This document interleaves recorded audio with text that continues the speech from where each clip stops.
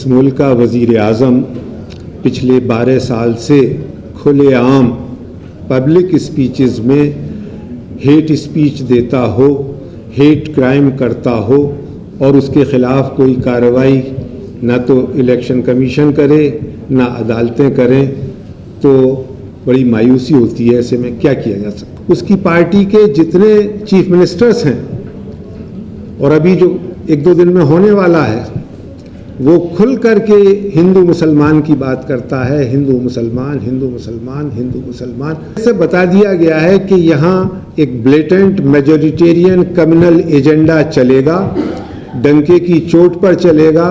हिंदुस्तान का कॉन्स्टिट्यूशन हमें रोक नहीं सकता। इस वक्त एक कसमापुरसी का आलम है, लोगों में एक ऐसी बेचैनी है कि वो कुछ ना कर पाने की बेचैनी है। जब हरिद्वार में एक तथाकथित धर्म संसद से पब्लिकली जेनोसाइड की अपीलें की गईं, मार डालेंगे, काट डालेंगे की बातें कही गईं, तो मुझे लगा कि शायद इस मुल्क की सरकार जो कि सिग्नेटरी है अगेंस्ट जेनोसाइड, वो ऐसे लोगों के खिलाफ कोई कार्रवाई करेगी। लेकिन कार्रवाई करना तो दूर, ये कह दिया गया कि हेट स्पीच के खिलाफ इस मुल्क में कोई कानून नहीं है।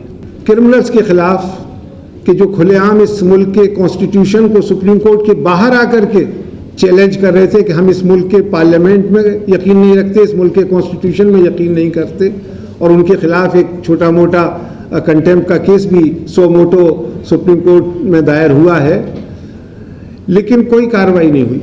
हमारे प्रधानमंत्री ने सीधे तौर पे एक नफरती भाषण दिया कि ये मुसलमान इस देश में घुसपैठिए हैं, विदेशी हैं। उसके खिलाफ मैंने निज़ामुद्दीन थाने में जाकर के FIR दर्ज कराई। पुलिस इंस्पेक्टर की हिम्मत नहीं हुई कि वो मुकदमा दायर करता, हाथ जोड़ लिया उसने कि साहब हम ये नहीं कर सकते। दोस्तों, काबिल मुबारकबाद हैं APCR के तमाम अरकान जिन्होंने आज ये वेबसाइट लॉन्च किया है। ये इस वक्त की अशद ज़रूरत है। जब इस मुल्क का वज़ीर आज़म पिछले 12 साल से खुलेआम पब्लिक स्पीचेस में हेट स्पीच देता हो, हेट क्राइम करता हो और उसके ख़िलाफ़ कोई कार्रवाई ना तो इलेक्शन कमीशन करे ना अदालतें करें, तो बड़ी मायूसी होती है। ऐसे में क्या किया जा सकता है? और इससे फ़रोग़ मिलता है। सिर्फ वज़ीर आज़म नहीं, अगर एक वज़ीर आज़म ही होता तो शायद मान लिया जाता कि चलिए ये इस आदमी की आदत है, इस तरह की बातें करता है। उसकी पार्टी के जितने चीफ मिनिस्टर्स हैं और अभी जो 1-2 दिन में होने वाला है, वो खुल करके हिंदू मुसलमान की बात करता है। हिंदू मुसलमान, हिंदू मुसलमान, हिंदू मुसलमान। और एक तरह से बता दिया गया है कि यहाँ एक ब्लेटेंट मेजोरिटेरियन कम्युनल एजेंडा चलेगा, डंके की चोट पर चलेगा। हिंदुस्तान का कॉन्स्टिट्यूशन हमें रोक नहीं सकता। यहाँ सुप्रीम कोर्ट के कई सीनियर वकील बैठे हुए हैं, मेंबर पार्लियामेंट बैठे हुए हैं।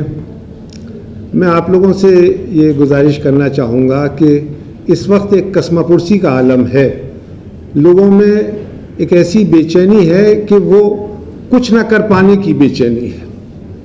मैं आपको ये बताऊं कि दिसंबर 2023 में 21 में माफ़ कीजिएगा, जब हरिद्वार में एक तथाकथित धर्म संसद से पब्लिकली जेनोसाइड की अपीलें की गईं, मार डालेंगे, काट डालेंगे की बातें कही गईं, तो मुझे लगा कि शायद इस मुल्क की सरकार जो कि सिग्नेटरी है अगेंस्ट जेनोसाइड, वो ऐसे लोगों के खिलाफ कोई कार्रवाई करेगी। लेकिन कार्रवाई करना तो दूर, ये कह दिया गया कि हेट स्पीच के खिलाफ इस मुल्क में कोई कानून नहीं है। और जब मैंने जस्टिस अंजना प्रकाश के साथ एक PIL दायर किया सुप्रीम कोर्ट में, बड़ी मुश्किल से सुप्रीम कोर्ट उसकी सुनवाई करने के लिए तैयार हुआ।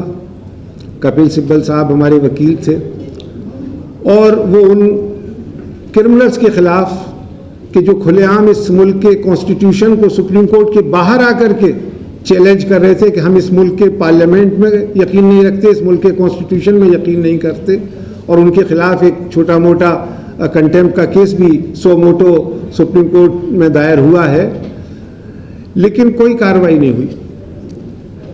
जब बहुत ज़्यादा हमने उस पर बार बार जाकर के अदालत को कहा कि कुछ कीजिए, कुछ कीजिए, कुछ कीजिए, तब उस स्वामी नरसिंहानंद और उसके साथियों को जेल भेजा गया जो काट डालो और मार डालो की अपीलें कर रहे थे। और अभी पिछले हफ्ते 4 साल की हमारी वो सारी मेहनत और मुझ समेत 20-25 और लोग, संजय हेगड़े साहब भी उनमें से एक हैं जो मुकदमा लड़ रहे थे, वो सारी अपीलें सुप्रीम कोर्ट ने ये कहते हुए खारिज कर दी कि इसकी कोई ज़रूरत नहीं है। ना तो नए कानून की ज़रूरत है जिसकी हमने मांग की थी, और ना इसमें कोई गाइडलाइंस जारी करने की ज़रूरत है जिसकी हमने मांग की थी कि लिंचिंग के मामले में जिस तरह से तहसीन पूनावाला के केस में आपने गाइडलाइंस जारी की थी, कम से कम इस हेट क्राइम्स के बारे में गाइडलाइंस जारी कर दीजिए, क्योंकि पुलिस और एडमिनिस्ट्रेशन ये कहता है कि इसके बारे में कोई कानून नहीं है, हम ये नफरती भाषण देने वालों को किस कानून के तहत बुक करें। हालांकि 2022 में सुप्रीम कोर्ट ने ही मेरे मुकदमे में कुर्बान Ali versus union of India में ये डायरेक्टिव दिया है, जब महाराष्ट्र में नफरती स्पीचेस हो रही थी और रैलियां निकाली जा रही थी, कि एडमिनिस्ट्रेशन को कोई मुकदमा दर्ज हो, कोई FIR दर्ज हो, इसका इंतज़ार करने की ज़रूरत नहीं है। उन्हें सो मोटो कॉग्निजेंस लेना चाहिए और कार्रवाई करनी चाहिए, क्योंकि ये एक गंभीर अपराध है। और इस तरह से फिर कुछ कार्रवाई हुई भी, लेकिन वो सुप्रीम कोर्ट ने पिछले हफ्ते उस सब पर पानी फेर दिया, उस सबको खारिज कर दिया, और उन लोगों के हौसले और ज़्यादा बुलंद हुए जो सुबह शाम नफरती भाषण देते हैं और जो बताते हैं कि ये मुल्क हिंदुओं का मुल्क है। बाकी लोगों को इस मुल्क में जो सो कॉल्ड बाकी लोग हैं, माइनॉरिटीज़ हैं, उन्हें मेजॉरिटी के रहमो करम पर रहना होगा और वो उनका कुछ नहीं बाल बांका किया जा सकता। यानी हम इस मुल्क के संविधान को अपने पांव तले रौंदते हैं। मैं यहाँ आज APCR के लोगों को मुबारकबाद देने के साथ साथ कि ये बड़ा काम किया है, वक्त की ज़रूरत है और इसका पूरा डेटा आना ही चाहिए। और जैसा अभी संजय सिंह साहब ने कहा कि ये तो बहुत कम है, बहुत बड़ी तादाद में हुआ है। मैं मनोज झा साहब से और संजय सिंह साहब से ये कहना चाहूँगा कि आप बहैसियत मेंबर पार्लियामेंट एक प्राइवेट मेंबर बिल तो पेश कर दीजिए कि इसके लिए कानून बनाया जाए। चलिए, मुबारक कि आपने ये किया। ये होना चाहिए, कम से कम ये चीज़ें रिकॉर्ड पर तो आए कि इस मुल्क में कोई आदमी स्कॉट फ्री नहीं जा सकता इस तरह से ये वाहियात बातें करके, ये नफरती भाषण दे करके। और सुप्रीम कोर्ट में भी लगातार ये कोशिश होनी चाहिए और दूसरी अदालतों में भी कि इसके खिलाफ लगातार सुनवाई हो। अदालत 1 बार, 2 बार, 3 बार, 100 बार मना करेगी, लेकिन 1000 बार शायद मना नहीं कर पाएगी। आखिरी बात मैं कहूँगा, अभी जब पिछला लोकसभा चुनाव हो रहा था, हमारे प्रधानमंत्री ने सीधे तौर पे एक नफरती भाषण दिया कि ये मुसलमान इस देश में घुसपैठिए हैं, विदेशी हैं। उसके खिलाफ मैंने निज़ामुद्दीन थाने में जाकर के FIR दर्ज कराई।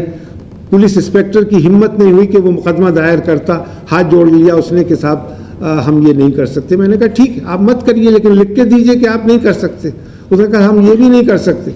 तो मैंने फिर साकेत कोर्ट में मुकदमा दायर किया कि इस प्रधानमंत्री के खिलाफ जो सुबह शाम इस देश में दंगे कराने की बातें कर रहा है, आग लगा रहा है, फैला रहा है, उसके खिलाफ कोई कार्रवाई होनी चाहिए। पीपल्स रिप्रेजेंटेशन एक्ट के तहत उसके खिलाफ कार्रवाई होनी चाहिए।